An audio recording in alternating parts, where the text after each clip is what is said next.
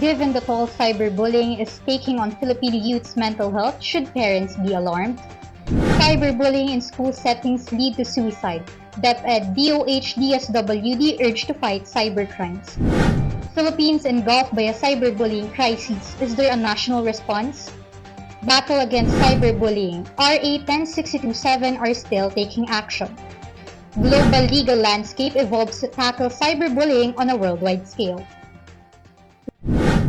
Live from the Axis of any USB station, here is your outspoken and devout anchor, bringing up to the minute news, the voice of the people and the abused, reveals facts with no excuse from Philippines worldwide.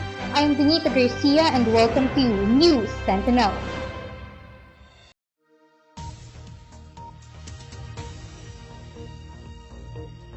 Parents are alarmed with the increasing statistics of cyberbullying in the Philippines. In 2022, a 15-year-old Manila student committed suicide after being repeatedly cyberbullied on social media. Her terrible death served as a wake-up call to the country, demonstrating the devastation cyberbullying can have on young minds. The increase of cyberbullying has been significant, making the ghosts from the past haunt the country again. According to the UNICEF research, the Philippines has one of the world's highest rates of cyberbullying, with more than 80% of Filipino youth encountering some type of online harassment. This startling figure highlights the gravity of the situation. In regards to the earlier news, DepEd, DOH, and DSWD are alarmed with the continuous growth of cyberbullying among teenagers and students. Senator Sherwin Gatchalian, chair of the Senate Basic Education Committee, stated on Monday that the Department of Education must take proactive efforts to guarantee that schools are safe for pupils. According to a report by Bernadette Reyes in 24 Oras, there are 7,758 cases of cyberbullying that happens because of academic rivalry or personal hatred. This is quite worrisome and concerning, because 7 out of 10 students experience some form of bullying, said Gatchalian. This was said after the noticeable rising of cyberbullying crimes, where Philippines has been placed to top 70 countries where bullying continues to thrive. Moving on, in regards to the rising amount of cyberbullying, citizens have questioned the government actions about this issue. According to the National Youth Commission of the Philippines, cyberbullying is on the rise among Filipino youth, with social media platforms serving as the principal battleground.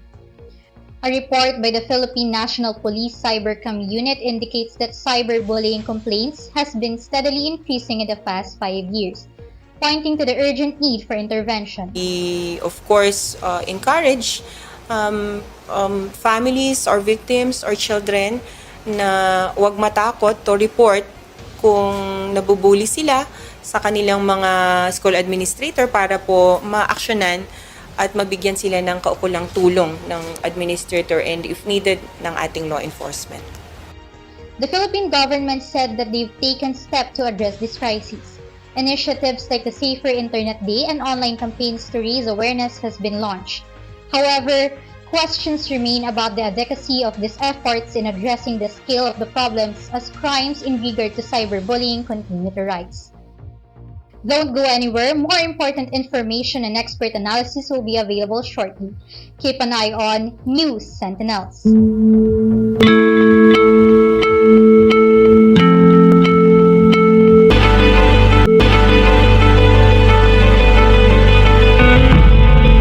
Take a stand, make your choice, share your story.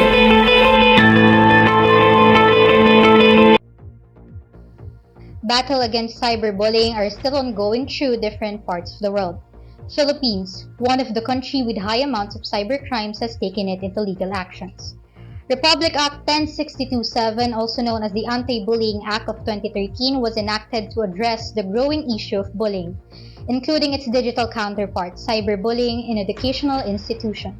According to Senator Nancy Binay, we must condemn all forms of bullying. But what's bothersome, though, is the vicious cycle of bullying. Bullying does not end by bullying the bully. It only worsens the culture of hate, she said.